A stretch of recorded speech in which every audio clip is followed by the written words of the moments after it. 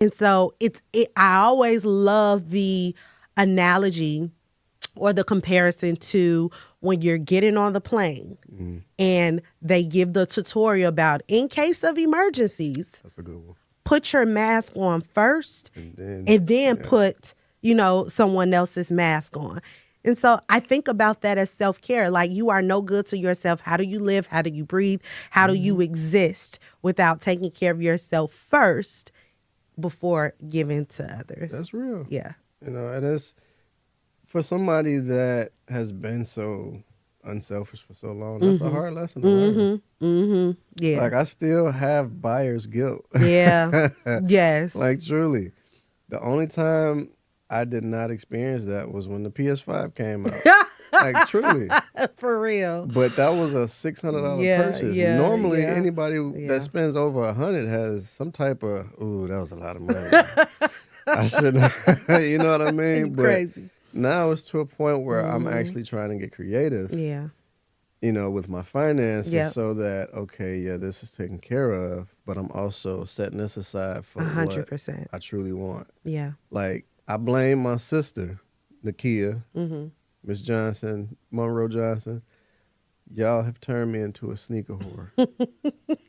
So now I'm starting to allocate money for sneakers. Okay, Yeah, do it. Yeah. I mean, this is the way that you should. If this is the way that you like, everybody has their thing. Like, everybody has their vices. Everybody has their collections. I'm like, we don't judge because everybody has their thing. And if that is what makes you happy, it's not impacting you in a negative way, man, have at it. My next question is, what conversation do you wish that you could have talked about more pre-marital, like before we were married, because you believe like maybe it would have made things easier? Time management. What do you mean by that? I've gotten myself into a place where work consumes a lot of my time. The last time I felt this overwhelmed, I want to say, was when I was in school. Yeah.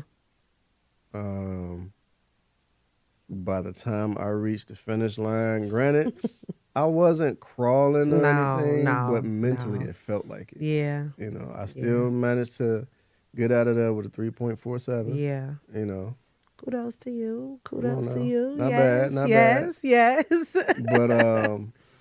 But yeah, I wasn't crawling, getting out of there, but mentally I was wore out.